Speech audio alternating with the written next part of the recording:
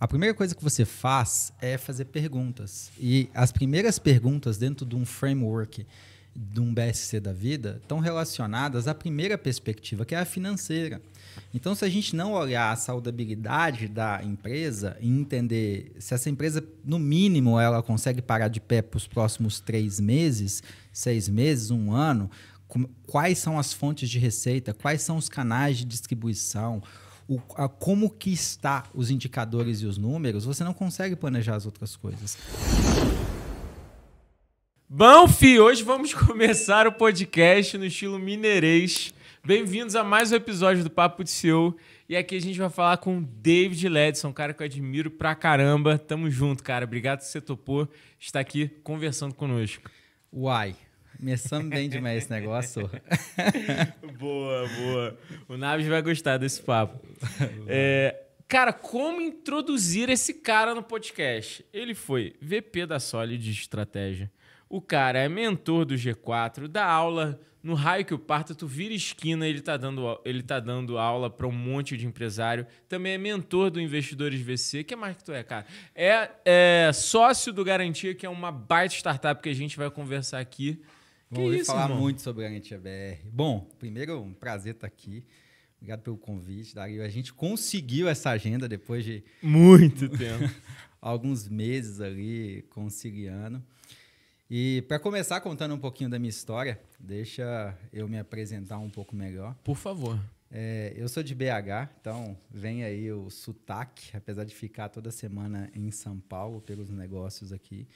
Mas eu gosto de dividir a minha história em 2 grandes momentos. A economia real e a nova economia. Então, legal. Antes de entrar nesse mundo de tecnologia, startup, investimentos, M&As, captação, eu fui executivo da Fundep, que é uma fundação de desenvolvimento da pesquisa. Fiz um IPO na Locamérica Frotas em 2011, onde tínhamos ali pouco mais de 300 empresas na bolsa. Fui executivo na Votorantim, siderurgia, então tenho ali uma experiência na indústria. Fui executivo no Sesc e em 2014 para 2015 eu comecei a entrar no ecossistema de tecnologia, inovação, startup. Novo mercado. Esse novo mercado, esse mercado mais cool, né? Mas não era tão nessa época. Quando a gente falava de iFood, de Simpla, de Melios, de Max Migas. Ninguém sabia o que era isso em 2013, 14, 15. E hoje é muito bonito falar que você participou dessas empresas. Mas ali em 2015... eu comecei a mentorar, a ser consultor de startups como a Max Migas, a Smartbot, Simpla, dentre outras. O Gui da Gama Academy, ajudei no processo de validação do MVP. Fui o primeiro contratante ali. Sério? Que legal. Eu fui aquele cara que falou para o empreendedor assim, falei, Gui, isso não vai funcionar, mas eu vou te ajudar aqui. Gui Junqueira, tamo junto, irmão. E foi muito legal, porque ele várias vezes pivotou até chegar no modelo que ele chegou até vender para a Anima. E ver a história desse empreendedor foi muito legal. É um dos diversos cases que eu pude participar de perto. E aí, na segunda fase, que eu gosto de falar da nova economia, eu entrei ali como sócio da Simpla. Pude ser COO, CHRO, construir o time, trabalhar com novos negócios, novos produtos, M&A. E toda essa jornada me deu um track record ali de participar também do crescimento do iFood, da Movile, da Zup, do Play Kids e diversas outras startups e empresas de base tecnológica. Fui ser mentor na ABS, na Bossa, no Investidores VC, no G4 e estou inserido aí há quase 10 anos no ecossistema de empreendedorismo e inovação. No final dessa janela, depois dessa história no grupo da Movile e ajudando dezenas ali de startups e centenas de empreendedores, eu fui para a Solids, recebi um convite ali da Mônica e do Alê para ajudar na construção da tese e fui como vice-presidente de estratégia, pude levar muita gente do meu time das histórias anteriores para lá. E o filme é muito duro, né? Ele é sempre muito trabalhoso. Todo mundo que vê a foto esquece ali da jornada. Total. Mas teve uma jornada de sucesso. A gente conseguiu fazer a maior captação de uma HR Tech na América Latina. Um case super legal. Meio impacto. bi, né? 530 milhões de reais, 100 milhões de dólares 100 milhões de dólares na época.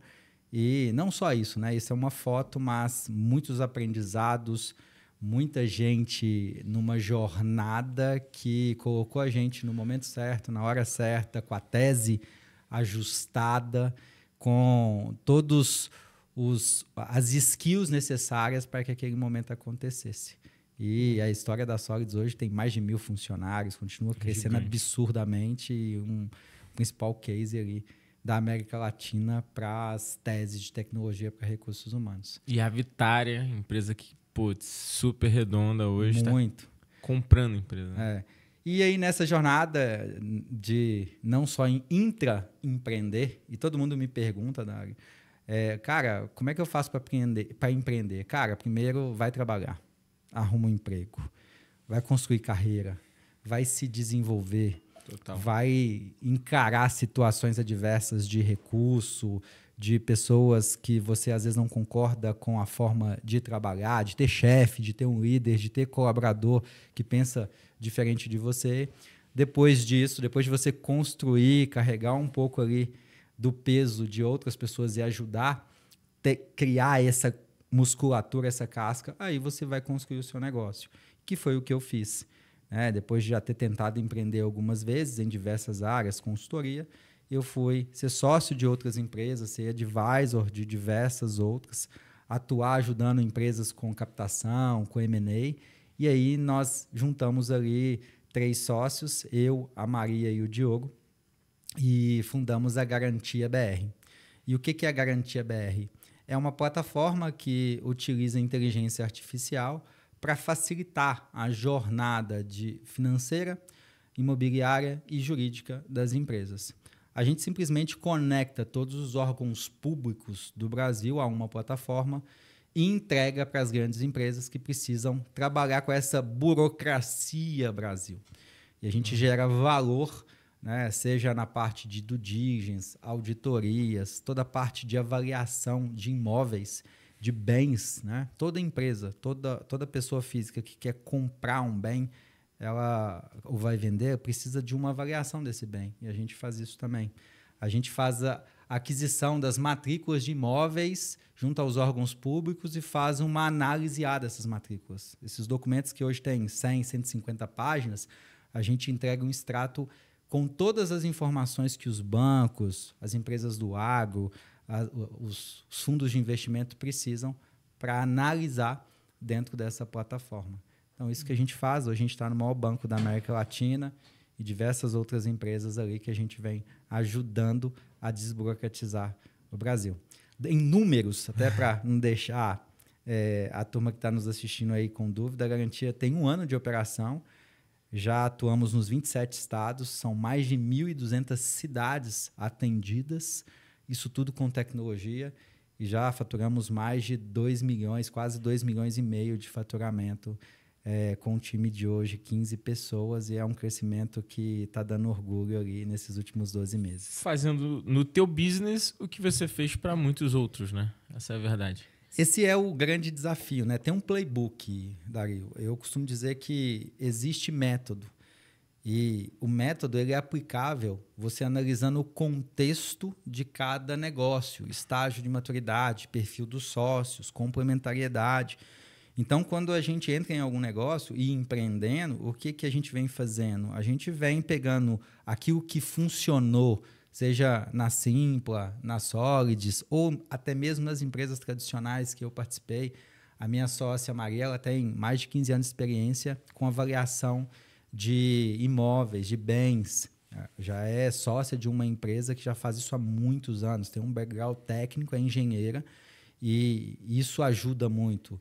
O Diogo é um advogado, também especialista em toda a parte de imóveis, já tem um escritório super conceituado. Então, essa complementariedade, rodando um playbook de produto, tecnologia, operação e growth, entendendo o que funciona e o que não funciona, nos deu essa velocidade na validação do modelo.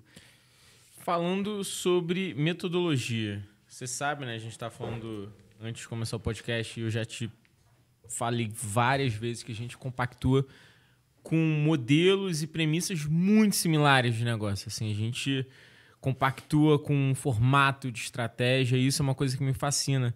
Até numa das suas aulas, foi onde a gente começou a se falar mais até, né? Porque a gente já se conhecia.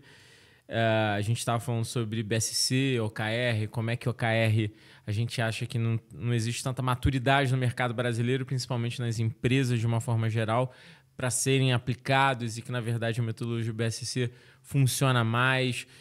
Isso até é um pouco mais polêmico, que o pessoal está acostumado a ficar, não, porque OKR, tudo é OKR, OKR, OKR, mas, na verdade, se pegar a mesma metodologia do OKR, ela é pouco aplicável. E aí eu queria falar sobre playbooks e estratégia. Primeiro, começando sobre estratégia macro de um negócio. Como é que você define uma estratégia para uma empresa? Se você fosse narrar um pouquinho do seu playbook para implementar um plano estratégico no negócio. Como é que você começa e como é que ele roda de uma forma geral? Excelente pergunta, Dario. Tudo na vida depende da dosagem do contexto. Boa. Então, o medicamento ele pode se tornar um veneno se você errar a dosagem. Você pode matar o paciente ali se você der uma dosagem cavalar na hora errada e não respeitar ali a periodicidade. A mesma coisa funcionam todas essas metodologias. A gente precisa analisar primeiro qual o estágio de maturidade dessa empresa, dessa startup, não só da empresa, mas dos sócios, do time, da liderança. Qual que é a cultura de gestão que existe ali? Tem rituais, não tem rituais? As pessoas respeitam indicadores, não respeitam? Tem indicadores? Muitas empresas nem indicadores têm e querem trazer uma metodologia avançada de Harvard que funcionou para o iFood, para o Nubank, para a Google, para a Meta, e você quer, dentro do seu contexto, fazer isso. Então, não vai funcionar. A gente precisa entender o seguinte, o palco dessas grandes corporações não vai funcionar para o seu palco, porque você não entende os bastidores ali, que é completamente diferente dos seus. E quando a gente vai rodar um playbook, eu vou trazer aqui um frame que vai ser legal para qualquer empresa. Primeiro, quais são as suas ambições? Quais são o seu sonho grande? Você quer chegar aonde? Qual que é o seu ponto A e qual o seu ponto B? E como você vai fazer isso é o que a gente chama de planejamento. Se eu tenho isso claro, eu começo a desenhar uma estratégia. E essa estratégia vai me falar, peraí, se eu fizer todas essas recomendações, esse plano de ação, entregar isso aqui, a probabilidade de eu chegar no ponto B com resultado melhor, com um time melhor, mais eficiente, com mais margem, é muito maior. E aí, a gente trabalha isso numa estratégia, a gente traz ali um BSC, que, para quem não conhece, é o Balance Scorecard. O que eu gosto no Balance Scorecard? Ele tem 4 perspectivas. E eu, por metodologia, desde 2016, a gente já usava isso no iFood, a gente cria uma 5ª perspectiva. A perspectiva original dele é financeira, depois mercadológica, depois processo e pessoas. A gente traz uma 5ª perspectiva que é produto, tecnologia. Todo mundo hoje precisa olhar para produto e tecnologia. E se a gente não trouxer uma perspectiva mostrando para a empresa como um todo, as pessoas não dão importância para isso. Sim. E não só não dão importância com indicadores claros, métricas claras, como as pessoas que trabalham em tecnologia não se sentem pertencentes àquelas perspectivas que foram colocadas. E aí uma discussão que a gente teve nessa aula especificamente, que você trouxe bem, é o OKR, que é o OKR, onde você coloca ali quais são os indicadores-chave, você coloca um ciclo de acompanhamento curto, mas ele tem um problema que a gente enxerga, que dependendo do seu estágio de maturidade, você dá muita autonomia para a base, para definir os seus próprios indicadores, KPIs, ou suas funções que vão ser realizadas naquela janela, e ela não necessariamente vai estar alinhada à estratégia que você, founder, gostaria. E aí você vê muita gente trabalhando muito, suando, transpirando, mas gerando pouco impacto no negócio. E as coisas mudam e as pessoas não conseguem acompanhar. Agora, como que a gente faz isso? Se eu tenho claro a direção, eu tenho uma estratégia bem definida com indicadores ali por perspectivas no BSC, eu posso trazer uma metodologia de acompanhamento trimestral, quadrimestral, com os owners por área, que o próprio OKR nos dá. Então, eu gosto de mesclar metodologias, mas analisando o contexto de cada startup. E eu idem. Eu acredito muito nisso. E aí dá até para fazer um corte, porque você não deveria usar OKR no seu negócio. A maioria das empresas que pegam essa metodologia no Google e tentam aplicar nos negócios, elas não conseguem ver que se perde muito mais tempo construindo o OKR de valor do que de fato implementando. Esse, para mim, é a primeira coisa. Porque existem discussões eternas sobre diversos pontos que a empresa, inclusive, não tem esse tempo para discutir.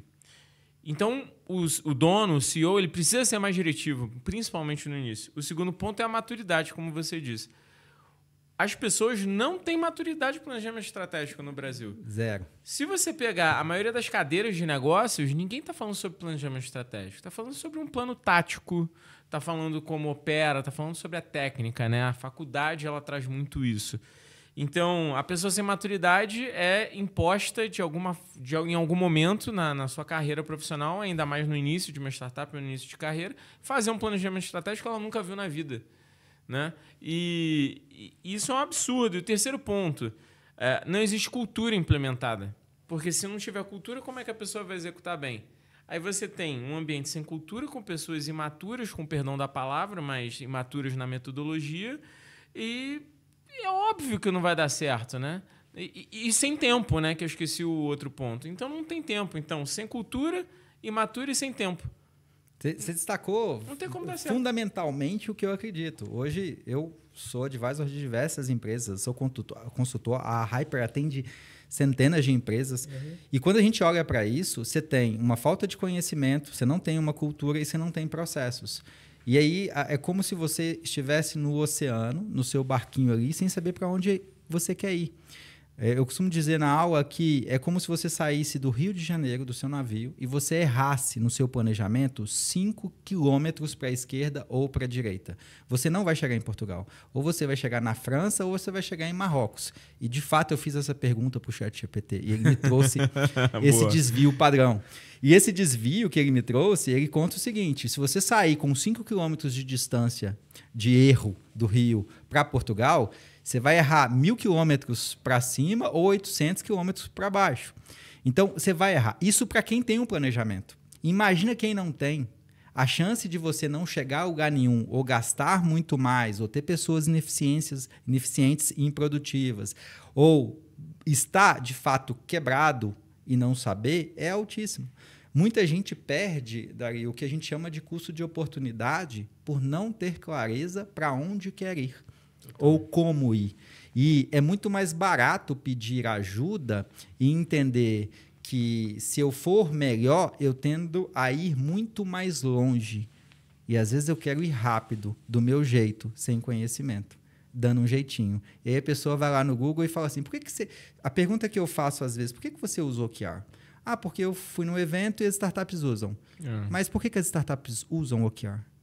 Qual que é a finalidade? Ah, porque o Google usa, porque lá em 99, numa mesa de ping-pong, foi discutido na Google que era o melhor modelo. Mas será que é o melhor modelo para você? Para o seu estágio de maturidade? Para o seu time? Isso tudo são perguntas que precisam ser respondidas. E, com perdão da palavra, mas também sendo sincero, tá? Você comparar Google com a tua empresa é brincadeira, né? Ousado, né? É no mínimo ousado a palavra.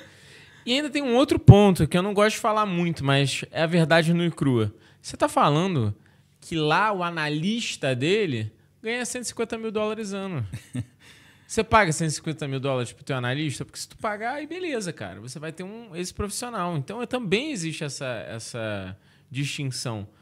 Pô, o analista júnior ganha $150, $200 mil ano, galera. Pô, pelo amor de Deus. É um ambiente completamente diferente. Agora, outro ponto também que eu gosto de discutir para esclarecer para a galera. Muita gente também gosta de fazer planejamento estratégico sem fazer planejamento orçamentário. E eu, na nossa visão de Hyper, a gente gosta de olhar da seguinte forma. Se a tua empresa não existe, legal você fazer business plan, plano estratégico, plano orçamentário. Se a sua empresa já está rodando, cara, começa pelo orçamentário. Não adianta você querer olhar para o resto do mundo se tu não tem o financeiro na ponta, né, na ponta do lápis ali. E isso é uma premissa que a gente sempre faz. A gente entra no negócio, a gente olha o orçamentário e fala, cara, o orçamentário tá legal? Vamos ver para onde a gente vai. Porque se não tá rodando nem o que tem hoje, não adianta nem pensar no amanhã. E depois disso a gente vai preparar, cara, não tem nem modelo. Ok, do plano estratégico a gente vai entender quais são os melhores ângulos e entende qual é o business plan para ir para o mercado, captar e etc. O que você pensa desses 3 pontos? Super alinhado. O primeiro ponto... Vou dar um abraço nele.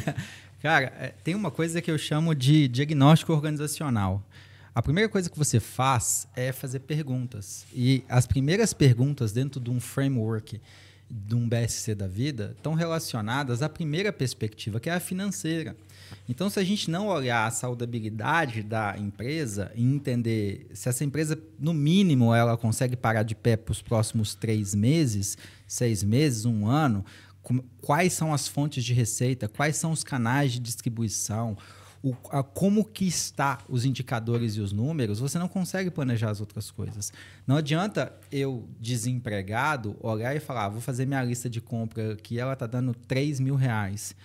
Não faz sentido. Não adianta eu pensar expansão e investimento se eu não tenho dinheiro para pagar o salário do time no dia 5. Sim. Então, tudo isso precisa ser analisado. E você vai trazendo, obviamente, camadas de, primeiro, entendimento, depois de entendimento, ajustes de rota que precisam gerar eficiência e depois você começa a trabalhar perspectivas de expansão, crescimento, contratação de key people, produto e tecnologia e assim sucessivamente. Mas, mais do que todos esses frames que a gente trouxe, se o C-Level, o primeiro nível, os founders não compreenderem que eles precisam de ajuda para poder conduzir isso, esse já é o maior desafio que a gente tem. Todo mundo fala assim, cara, tá funcionando, vamos, vai indo, até que chega uma hora que não vai mais. É aquela pessoa que fumou a vida toda. Ela chegou nos 50, 60 anos ali com dificuldade de subir escada. E ela fala assim, não, daqui a pouco eu paro. Ela chega num determinado momento, o pulmão dela está todo tomado e ela já não tem muito o que fazer. A gente é muito reativo e superestima o curto prazo e subestima o longo. E planejamento é a mesma coisa. Golaço. Qual foi a maior dificuldade que você teve nessa sua jornada gigante, sendo advisor, sendo VP, sendo C-Level de empresas com estratégia? Qual foi o principal ponto que você falou, cara, aqui tá difícil por isso, isso e isso? Qual foi essa barreira que você enfrentou para implementar a estratégia? A maior dificuldade do processo de estratégia nas companhias que eu tenho participado... São os donos. São os donos. É de longe os donos. E o segundo momento é o processo de comunicação. Boa. Porque você vence essa primeira barreira dos donos, dos founders, e eles compreendem, mas eles não desdobram, não comunicam, não deixam claro a visão. Isso é parte da cultura, tá? Não adianta os donos entenderem, a gente quer, vamos fazer, e se eles não desdobrarem isso para o primeiro nível de liderança, e essa liderança garantir o desdobramento disso com o time. O maior desafio nesse segundo momento é a comunicação. Então, o entendimento desse primeiro nível, da importância do planejamento. Muita gente, a gente escuta ainda nos dias de hoje, né? Empresas tradicionais, grandes, que faturam bilhões, você vai conversar e eles falam, não, isso é bobeira. A gente nunca fez um planejamento e chegamos aonde chegamos. Não é agora que a gente vai fazer e vai mudar alguma coisa. Mas chegou a que custo? E aquilo que te trouxe até aqui não é o que vai te levar para o próximo nível. E você pode estar sendo uma Kodak. Você pode estar sendo um táxi nos momentos áureos ali da Uber. Você pode estar sendo disruptado sem perceber, por não ter clareza de qual metodologia ou visão, ou como chegar mais eficiente e com quais pessoas nesse resultado. Então, eu traria 2. A conscientização desse primeiro nível e o entendimento de que eles precisam de ajuda com método. E o segundo, desdobramento e o processo de comunicação junto ali ao time e à empresa como um todo. Eu concordo já no número grau. Tem até um case que a gente, não vou citar nomes, mas a gente a gente fez um planejamento estratégico para uma empresa de shoppings, né? Um grupo de shopping centers. Tem poucos grupos, então ainda mais não dá para citar o nome. Mas o grande problema que a gente enfrentou foi, primeiro, que eles faziam OKR e faziam cascateamento de metas em OKR. E aí eles chamaram a gente porque tinha gente lá que botava qual é a meta para você bater XYZ, né? Tinha uns 6 níveis hierárquicos. Quando chegava no último aqui, tinha gente falando assim, emagrecer 5 quilos. Aí você, por quê? Porque emagrecendo 5 quilos eu vou ser mais produtivo. A gente fala, fudeu. Você viu aquela história do telefone sem fio, né? Começa um tema, chega lá no final outro completamente diferente. Né? E aí que eu trouxe justamente essa conversa para o grupo. Essa foi a primeira dor. Que, cara, não adianta você achar que vai existir essa maturidade que você está pedindo para o teu profissional. Você tem que fazer isso. E foi aí que, inclusive, um dos OKRs era fazer treinamentos de planejamento estratégico. Uma das atividades, né, do OKR era fazer isso para gerar esse conhecimento, porque as pessoas realmente faziam metas completamente aleatórias. O segundo ponto foi algumas pessoas do corpo diretivo entenderem que o planejamento estratégico fazia sentido. Por exemplo, vendas. Qual é o OKR de venda? Vender. Não, filho. É muito mais do que isso. Até porque dentro do teu segmento a gente tem uma dificuldade hoje de posição de ponto, a gente tem uma dificuldade de manter valor de metro quadrado, a gente tem determinados pontos que existem outros concorrentes que são shopping centers, a gente tem vários pontos que o comercial precisa pensar. Senão você é um tirador de pedido, você não é um time comercial, né? A gente cria o setor de atendimento e aí beleza. Agora, se você é do time comercial, você pensa comercialmente. Você pensa mercadologicamente quais são os pontos que você precisa ter. E o setor comercial é muito pulsante dentro desse setor. Então, foi muito difícil.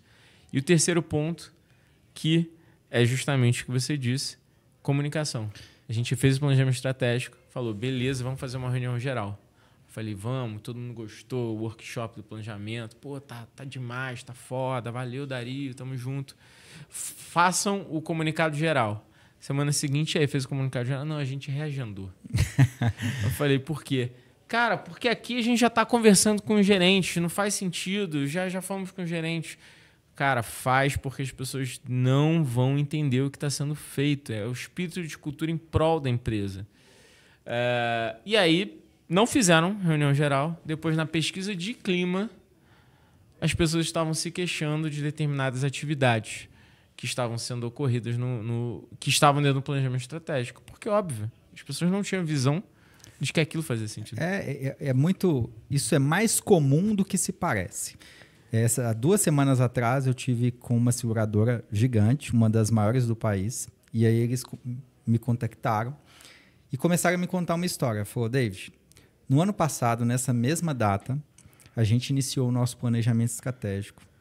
A gente levou todo mundo para um hotel fazenda, primeiro nível de liderança, foram mais de 50 pessoas, um hotel fantástico, experiência fantástica, trouxemos palestrantes nacionalmente conhecidos, internacionalmente atletas para palestrar. O evento foi lindo, o planejamento foi lindo.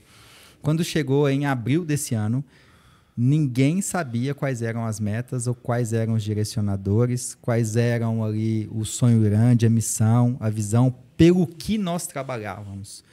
E a gente cometeu um erro de se perder ao longo do processo. E esse ano a gente quer fazer diferente. Só que não adianta eu querer fazer diferente e usar as mesmas práticas. Porque se você não tem ali uma reunião mensal de resultado, se você não tem uma liderança alinhada com os objetivos macros da organização, monitorando, acompanhando, se você não tem painéis de gestão para saber o que você está dentro do esperado, abaixo do esperado, acima do esperado, que a gente chama de farol de metas, se você não tem um guardião de gente e gestão que acompanha ali o porquê nós não estamos atingindo. E, mais, se a gente tem algum indicador que não está condizente com o momento da empresa, não fica preso nisso a ponto de, não, foi a meta que foi colocada no ano passado, a gente tem que fechar esse ano com ela. Mata logo. Mata. Traz o contexto e a realidade. E esse tem sido um dos maiores desafios. Não basta eu fazer o movimento de voo de galinha de que, nossa, fizemos um belo evento de planejamento estratégico, mas qual a efetividade disso de fato no negócio, qual o impacto, o que isso tem gerado de fato de resultado para a empresa. Então, um dos maiores desafios é nessa linha. Mais do que a gente querer um movimento, e a gente está no momento de planejamento estratégico das empresas, Sim. é a gente, de fato, entender o porquê nós estamos fazendo isso. E de que forma isso vai nos levar do ponto A para o ponto B. E o Papo de CEO agora tem como patrocinador oficial a Transfero, uma empresa de infraestrutura em blockchain e criptoativos. Um dos principais produtos da Transfero é a solução de pagamentos que conecta toda a infraestrutura bancária, blockchain e criptoativos em um único sistema, te dando mais segurança e diminuindo seus custos. Se você quiser conhecer mais sobre a Transfero, não deixe de acessar www.transfero.com.br. Mais uma questão também que é muito discutida dentro de planejamento estratégico é a forma de você sistematizar isso, né? Essa questão de ter os OKRs à vista é um ponto muito, muito crítico, porque o que você comentou, né? Às vezes as pessoas não conseguem visualizar, tangibilizar, às vezes nem percebem tão distante porque deixaram isso num documento Word, dentro de uma pasta escrito Estratégia 2024 e ninguém clica mais naquilo. Como é que você faz para ter mais essa gestão à vista? Quais são as ações, né? Por exemplo, rotinas ou sistemas que você implementa? Legal. Lá em 2015, 2016, na Simple, a gente já tinha o Gecko Board, que é onde você via as vendas em tempo real, você via os principais indicadores e toda a empresa enxergava isso. Eram TVs em cada um dos andares, Legal. onde todo mundo visualizava se a gente estava dentro, abaixo ou acima do combinado para aquele mês, para aquele trimestre, para aquele semestre, para aquele ano. Então, o primeiro ponto é você tangibilizar para as pessoas, você deixa as pessoas muito mais alinhadas se elas estão fazendo bem, mal ou poderiam fazer melhor aquilo que foi combinado.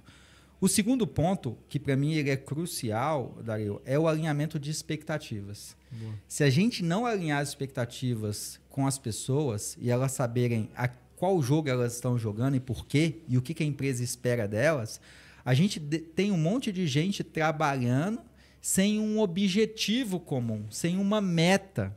Então, mais do que... Por incrível que pareça, muitas empresas não têm metas. Muitas pessoas nas empresas não têm objetivos claros. Elas são um monte de gente ocupadas, mas elas não sabem se essa ocupação está ajudando a empresa a chegar no objetivo dela no final, num determinado período. Você quer um exemplo clássico disso? Às vezes na pandemia a gente viu muito isso. Muitas pessoas tiveram que fazer layoff. E aí muitas empresas fazendo layoff perceberam que elas funcionariam muito bem com 30%, 40% menos de pessoas. Tinha um monte de gente ineficiente, ocupada, mas sem objetivos claros para o negócio.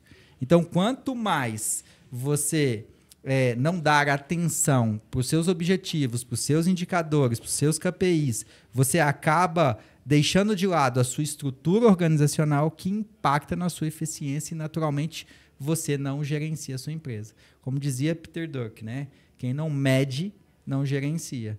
E a gente tem isso assim, em larga escala hoje no mercado. Uma coisa legal que você citou agora são os objetivos, porque o plano estratégico ele também é muito pautado no teu objetivo, que é uma discussão muito profunda sobre o que a empresa quer. Eu estava conversando, eu não lembro quem foi, mas a gente estava...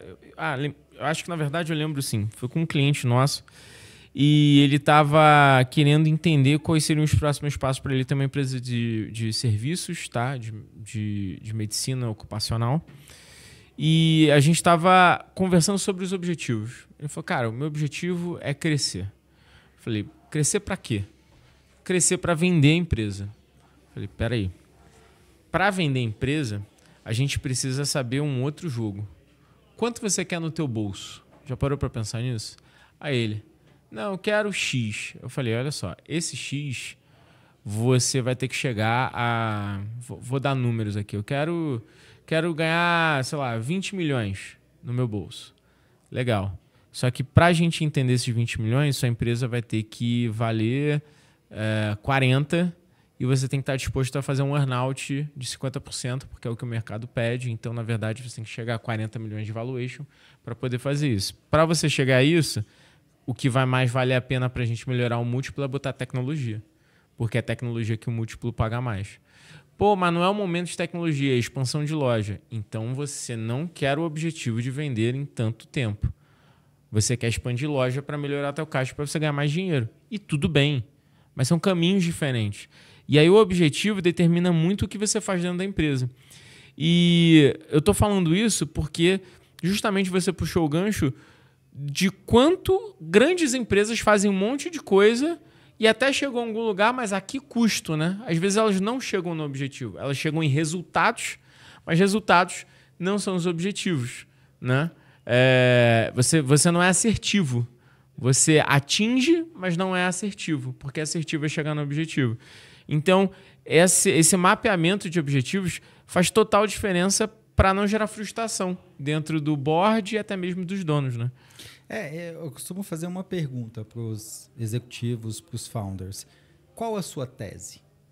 Você que está ouvindo agora o podcast, faça a pergunta. Qual a minha tese? O que eu quero para o meu negócio? Para a minha vida? E a partir daí você constrói um plano. Eu quero vender a minha empresa para um grupo maior? Eu quero comprar outras empresas para chegar num determinado target e aí eu vender a minha empresa? Eu quero abrir IPO? Eu quero fazer com que essa empresa gere receita e eu tenha retiradas absurdas a cada período? E tudo bem. Tá tudo bem. Não existe uma tese melhor que eu quero captar 100, 200, 300 milhões e depois de captar, ter um sócio, vender para um grupo internacional. Vai depender muito da jornada. Só que quando você tem claro a direção, você vai construir um plano que vai te ajudar a chegar nessa direção. E pode ser só de você ter a tese, você já constrói uma empresa muito melhor. Sim. Você já constrói uma empresa geradora de caixa, uma empresa eficiente, uma empresa com modelo de gestão mais claro, uma empresa que cresce perenemente, que tem uma cultura que as pessoas querem fazer parte.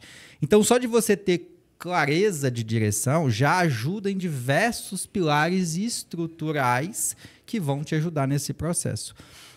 Tem várias empresas que têm hoje buscado vender para um grupo maior. Eles já mapeiam o target, já entendem o que ela precisa ter de faturamento mensal e anual, já entende a regra do mercado de quantas vezes EBITDA, quantas vezes faturamento, então ela consegue mapear ali o quanto que esse negócio vai valer no médio, no longo prazo.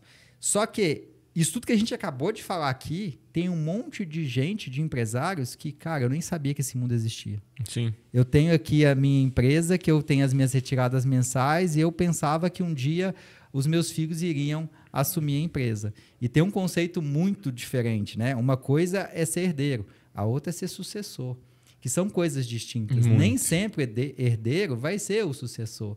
E esse é um dos maiores problemas. A maioria dessas empresas familiares, elas quebram na segunda fase de gestão, quando os filhos assumem sem ter a capacidade técnica e acabam tomando decisões precipitadas e levam o negócio para um contexto que os pais só olham e falam: se eu tivesse, não teria tomado esse tipo de decisão. E você sabe, você aí de casa, que o índice de falência, de quebra, de ruptura das empresas em sucessão é maior que o índice de fechamento de empresas iniciantes. O Sebrae, ele fez uma pesquisa de a cada 10 empresas, 6 fecham no Brasil em menos de 5 anos. Em sucessão, de a cada 5, 4 não dão certo. É absurdo. É surreal isso. É surreal.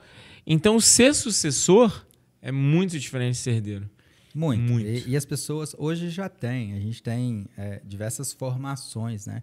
E não é problema nenhum você ser herdeiro e entender que você não tem habilidades, skills de gestão, de liderança, que você não entende de negócio, que as exigências para essa cadeira é diferente daquilo que, por uma questão, né, social, aconteceu, uma coisa divina aconteceu. Você é herdeiro, você não escolheu ser herdeiro. Agora, sucessor, você tem a opção. É muito melhor, às vezes, você trazer um CEO formado, alguém que já tem experiência para tocar e sentar nessa cadeira. Eu tive recente uma conversa difícil com os 2 fundadores, que já estão com 60, 70 anos, de uma empresa que fatura mais de 250 milhões ano, e os 4 filhos. Cada sócio tem 2 filhos. E os 4 filhos, eles se veem enquanto sucessores. Mas hoje, nenhum dos 4 tem skills, habilidade e nem experiência para poder sentar na cadeira. E os donos, os fundadores, têm total consciência e os filhos não. Nossa. E o maior desafio aqui não é porque os filhos não têm. Os filhos não querem. Não estão se preparando para, não estão formando, não estão se desenvolvendo, não estão, de alguma forma, querendo construir a sua própria história dentro de um business que já tem hoje, obviamente, uma receita absurda e já para de pé. Qual a chance de dar certo? É baixíssima. Porque eles não têm as habilidades para tocar um business. Né? E esse é um grande desafio hoje, que é o de sucessão no Brasil. E aí, o que acontece? Na maioria das vezes, os donos, os fundadores, acabam querendo vender o negócio antes que esse processo de sucessão aconteça. 90% dos M&As no Brasil hoje acontecem em empresas que faturam menos de 100 milhões anuais por causa disso. Adoro pegar esses cases também, cara. Gosto muito. Você bate, implementa a governança, obriga o filho a estudar e os filhos odeiam, né? Quer dizer, quem odeia é o cara que realmente não quer viver só da herança e não perder o patrimônio. Quem quer mesmo gosta, porque ele vê um caminho. Fala, cara, é isso que eu preciso fazer. E até o herdeiro... Ninguém nunca me falou, né? Ninguém nunca me falou que era esse caminho, então ele gosta. Até o herdeiro consciente, ele entende que ele não vai conseguir desenvolver as habilidades e ele fala, é melhor alguém com a bagagem assumir e eu continuar com a minha vida e o negócio crescendo. E tá tudo bem. Beleza. Vai para o conselho, tenta participar de alguma forma ali. Formações de conselho familiar é também hoje uma habilidade. E aqui no Investidores VC a gente ajuda também você a ter essas skills para sentar nessa cadeira. Boa. Quero explorar a garantia agora. Cara, garantia, você passou, você foi VP da Solid, meteu um chequezão bonito lá. Você ajudou a comprar, vender empresa, levantar capital, um monte de coisa. E aí veio a ideia do garantia. Você falou, putz, agora chegou a minha vez. Como é que foi isso? Legal. Eu gosto primeiro de trazer um contexto. Tem 3 coisas que eu acredito muito. O primeiro deles é conhecimento. O segundo é ambiente. E o terceiro, pessoas. E partindo dessa premissa, desses 3 pilares... Conhecimento, ambiente, pessoas. Nós, através do Investidores VC, fizemos uma imersão em Miami, no ecossistema de Web3, tecnologia, inovação. Visitamos a Digibi. E nesse grupo foram muitos empreendedores no Brasil, investidores que fazem parte da base. E lá eu conheci a Maria e o Diogo. E nesses encontros lá, como eu já era mentor no G4, no Investidores, muitas pessoas me procuravam ali para conversar, para falar sobre modelo de negócio, proposta de valor, startups, entender a tese da Simpla, do iFood, da própria Solids. E várias pessoas me procuraram para conversar e uma dessas pessoas foi a Maria. A Maria Antônia, que é a CEO da Garantia, ela já atuava nesse mercado através da SGL como CEO, ajudando ali no processo de avaliação, uma empresa de serviços. E essa empresa de serviços, quando ela me procurou, a ideia era como que a gente começa a trazer tecnologia para esse mundo. E aí nós, lá não teve muita oportunidade da gente desenvolver, conversamos um pouco no Brasil, ela é de Aracaju, eu sou de Belo Horizonte, um dia encontramos em São Paulo e falamos, vamos conversar, e conversamos. Fomos num restaurante e lá, num guardanapo, a gente começou a escrever. Eu fui entendendo o trabalho ali do que a SGL fazia, do que ela trabalhava. Só que era um mercado muito maior do que isso. E nessa conversa a gente começou a ver uma oportunidade de negócio. Falou, opa, peraí, dá para a gente trazer tecnologia, montar algo para esse mercado que é gigante, ou seja, depois do agro, o mercado imobiliário é o maior do Brasil. Sim. E a gente não está só no mercado imobiliário, a gente está no mercado jurídico, a gente está no mercado financeiro, ou seja, a gente está no melhor e maior total addressable market que poderia ter em relação a um produto. Obviamente, a gente não tinha toda a clareza do que a gente iria construir. Começamos ali a rascunhar. Depois o Diogo que entrou junto. Nas conversas, a gente viu que tínhamos um negócio. Eu trouxe um CTO, nós montamos ali um mockup. O nosso MVP, importantíssimo para quem está pensando em construir negócio. A gente pensou um ângulo.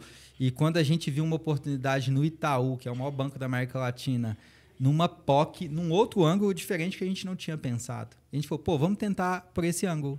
E construímos um produto ali. E aí vem as histórias, né, Dario? A gente construiu em um front-end em menos de 30 dias e colocamos de pé um produto para o maior banco da América Latina para rodar uma POC. E as pessoas às vezes ficam aí 2, 3 anos tentando construir o produto perfeito. Cara, feito é melhor que perfeito. E ter um produto...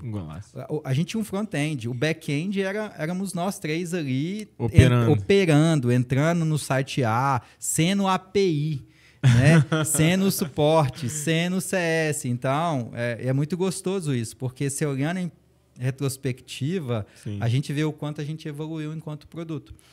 E a gente viu que existiam novas possibilidades. Fomos escutando ali o banco, o mercado, outros clientes, outros tipos de possíveis clientes, e a gente foi customizando uma jornada completa que resolvesse a dor na jornada de crédito imobiliário e jurídica das grandes corporações.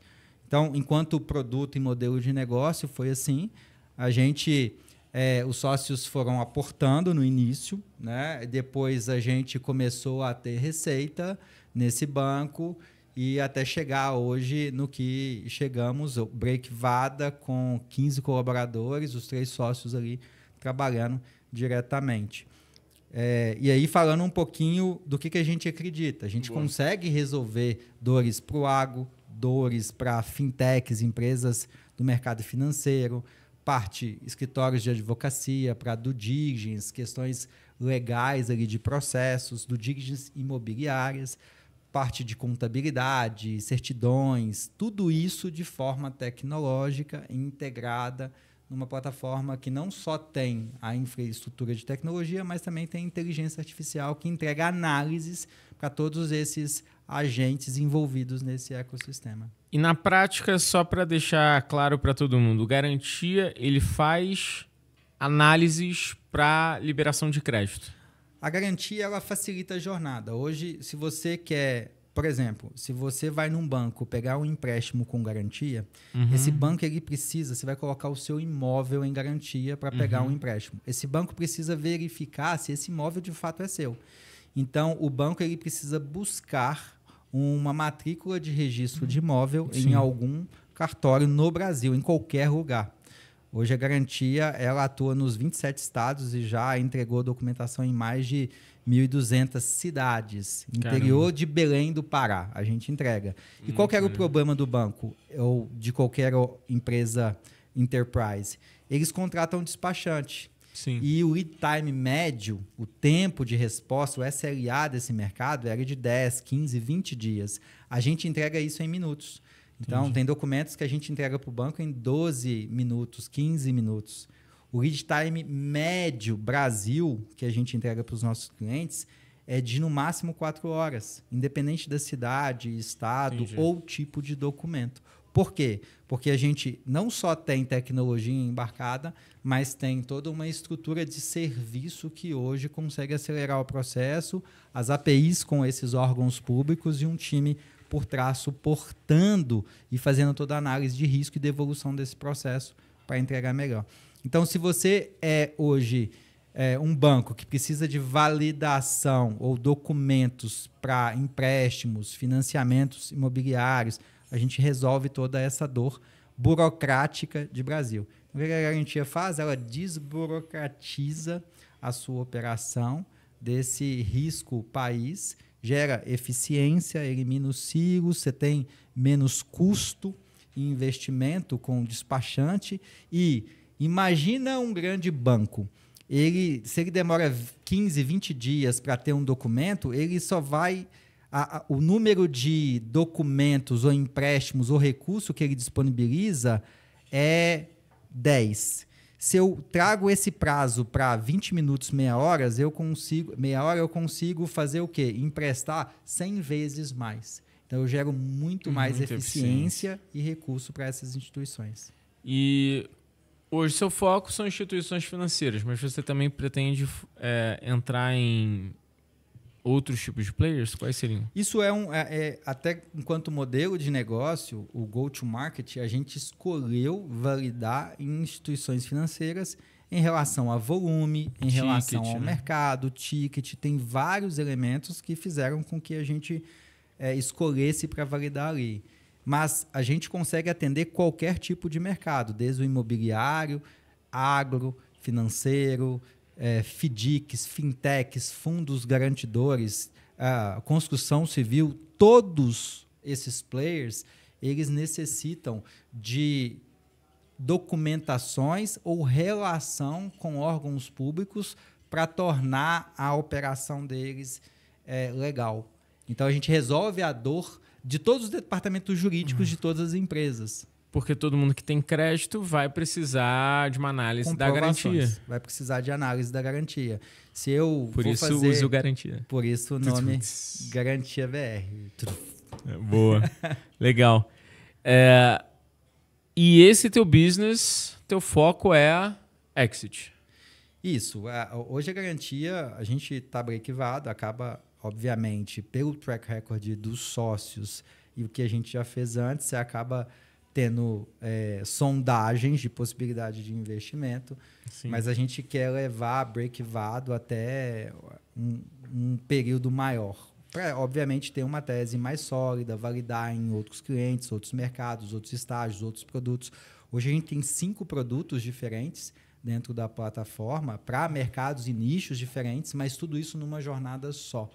Então, o que acontece hoje no mercado? O mercado ele tem verticais. Você tem um grande player que faz a parte de aquisição e análise de documentos. Você tem um grande outro player que faz due diligence. Você tem um outro grande player que faz avaliação de bens como serviço, e a gente entrega como tecnologia. Golaço. Pesquisa de bens. Então, eu quero verificar, eu vou fazer uma cobrança, seja um CPF ou um CNPJ, e eu quero analisar se o Dario tem algum bem que eu possa buscar para cobrá-lo esse crédito, seja instituições financeiras ou escritórios de advocacia. A gente também tem esse produto, assinador digital avançado, validado por órgãos públicos. Então, são esses 5 grandes produtos, retomada do bem, que a gente tem, e são para mercados endereçáveis diferentes, abertos, e não necessariamente só para bancos. Eu posso ter, como disse anteriormente, bancos, agro, construtoras, departamentos jurídicos, financeiras, escritórios de contabilidade. Todo mundo, em algum momento, vai usar algum produto da Garantia BR. Agora, fazendo perguntas mais abertas novamente. Você que está tocando um sistema hoje de tecnologia, você que já esteve também do outro lado da cadeira, sendo advisor, C-level, investidor também, né? Qual é o principal erro nessa montagem inicial de uma startup que você olha, tendo sofrido na pele em algumas coisas, talvez não todas, mas visto de alguma forma de perto por estar inserido, e também com essa visão que você já rodou em várias, né? O que você acha que é, tipo, cara, uma coisa que me marcou muito, que foi um erro que hoje eu falo, cara, não vou cometer esse erro porque já cometi ou já vi muito acontecer? Legal. Vou falar vários aqui, tá? Mas o principal alinhamento de interesse entre os sócios tá o tempo inteiro calibrando as expectativas, interesses, motivações, é fundamental, porque os sócios vêm de backgrounds diferentes, de histórias diferentes, e quando você se junta para construir algo, as pessoas tendem a querer trazer as ferramentas da sua mochila e trazer e aplicar naquele contexto. Então, calibrar isso é fundamental. O segundo grande ponto é focar muito em produto perfeito. Então, a gente se policia muito na garantia para que a gente não cruze a linha. de ter um produto perfeito para ir para o mercado testar. Boa. Não tem ninguém melhor que o cliente para validar ou testar o seu produto. E às vezes você demora muito a lançar uma feature, um produto, buscando aquele momento ideal, e aquele momento ideal nunca vai chegar, porque você vai ter o preciosismo de estar sempre querendo evoluir ou melhorar, ou tá faltando algo. Então, e o terceiro, que está ligado ao segundo, você tem poucas pessoas no mercado que entendem de produto. Isso é um desafio absurdo. Você tem muitos motivadores, pessoas extremamente interessadas em empreender, que entendem de vendas, que entendem de legislação, que entendem de operação, Sim. de gestão, mas não entendem de produto e tecnologia. E a amplitude de produto e tecnologia, não só do processo de construção, de validação, de geração de valor. Pergunta que a gente sempre tem que fazer, a gente está resolvendo a dor de quem? Quem pagaria por isso? Aí, o que a gente faz naturalmente? Olha para a perspectiva de solução. Vamos criar uma solução que vai disruptar o modelo. Começou errado. Cara, quem pagaria? Existe já no mercado algo parecido? O que eles estão fazendo errado? De que forma a gente pode fazer diferente? E o terceiro ponto fundamental para mim é o time. Se a gente não tiver um time alinhado ou engajado com o que está sendo construído, e nesses estágios iniciais isso é muito duro, a gente tem muita dificuldade de romper essas etapas de validação. Depois está faturando 1 milhão, 2, 3, o produto está de pé, 10 clientes, 20, está muito mais fácil. Muito mais. E esse talvez tenha sido um principal diferencial competitivo nosso na garantia. O nosso time está com a gente desde o primeiro dia. Nossa, até pessoas que, poxa, eu recebi uma proposta, vou ter que ir para o mercado por questões financeiras, e a pessoa fala, cara, eu queria muito dedicar algumas horas semanais aqui part-time, porque eu não queria sair do projeto. Muito maneiro. E isso é cultura, isso é método, isso é forma de construir, isso é clareza.